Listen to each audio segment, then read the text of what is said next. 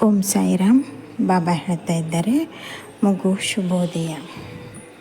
ನೋಡು, ನಿನಗೆ ಇಷ್ಟು ದಿನ ಯಾರು ಕಾಲಿನ ಅಡಿಯಾಗಿ ನಿನ್ನ ನೋಡಿಕೊಳ್ಳುತ್ತೇನೆ.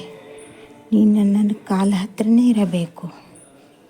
ನಿನ್ನನ್ನು ಕೀಳಾಗಿ ಕಂಡ ಜನ ಇಂದು ಹೆಮ್ಮೆ ಪಡುವಂತಾಗಿದೆ. ಅದೇ ಜನ ನಿನ್ನ ಹತ್ರ ಬಂದು ಸಲಾಂ ಹೊಡೆಯೋ ಹಾಗೆ ಆಗಿದೆ.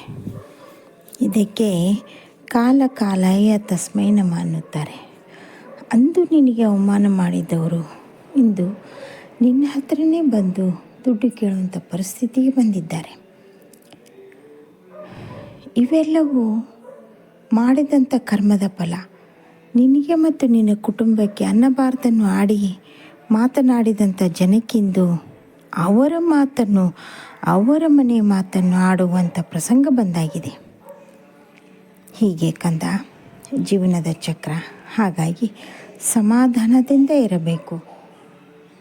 ಆಡೋದು ಸುಲಭ, ಆದರೆ ಅನುಭವಿಸೋದು ತುಂಬ ಕಷ್ಟ. ಈಗಾಗಲೇ ನಿನಗೆ ಗೊತ್ತಾಗಿದೆ.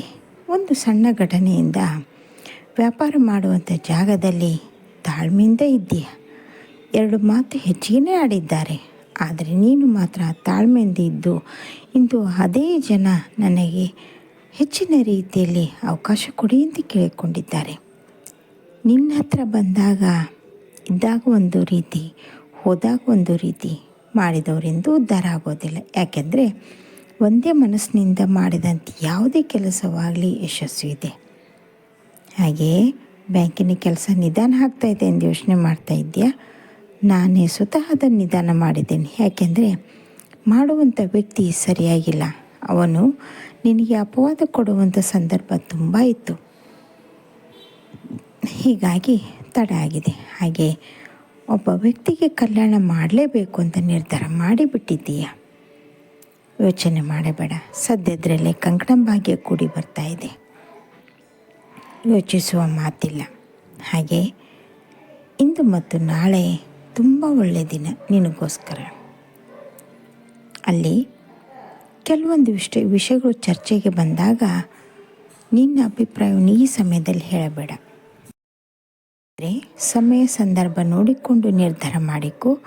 ಆ ನಿರ್ಧಾರಕ್ಕೆ ನೀನು ಬದ್ಧನಾಗಿರುತ್ತೀಯ. ಅಷ್ಟೇ ಅಲ್ಲ, ಆ ನಿರ್ಧಾರದಿಂದ ಜೀವನವೇ ಬದಲಾಗುವಂಥ ಸಮಯ ಬಂದಾಗಿದೆ.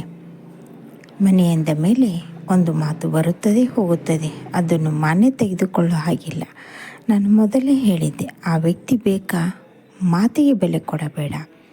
ಮಾತು ಬೇಕಾ, ವ್ಯಕ್ತಿಗೆ ಬೆಲೆ ಕೊಟ್ಟು ನೀನು ನಡೆದುಕೋ. ಹಾಗಾಗಿ ಇಲ್ಲಿ ನಿನಗೆ ಕುಟುಂಬ ಅವಶ್ಯಕತೆ ಇದೆ. ಇವತ್ತಿದ್ದಂಥ ಮಾತು ನಾಳೆ ಇರೋದಿಲ್ಲ. ಒಂದು ತಿಳಿದುಕೋ, ನೀನು ಬೆನ್ನೆಲುಬಾಗಿ ನಿಂತಿದೆಯಾ ಅಂದ ಮೇಲೆ ಸಹಿಸಿಕೊಳ್ಳುವಂಥ ಶಕ್ತಿ ನಿನ್ನಲ್ಲಿ ಇರಲೇಬೇಕಲ್ಲ. ಅದಕ್ಕಾಗಿ ಹೇಳ್ತಾ ಇದ್ದೇನೆ, ಚಿಂತೆ ಮಾಡುವಂಥ ಅವಶ್ಯಕತೆ ಇಲ್ಲ. ಮುಂಬರುವ ದಿನಗಳು ಸಂಭ್ರಮದ ದಿನಗಳು. ಅದನ್ನು ಅನುಭವಿಸಲಿಕ್ಕೆ ನಿನ್ನ ಆರೋಗ್ಯ ಸರಿಯಾಗಿಟ್ಟುಕೋ. ಸರಿನಾ? ಇಂದು ಅತ್ಯಂತ ಶುಭದಾಯಕವಾದ ದಿನ.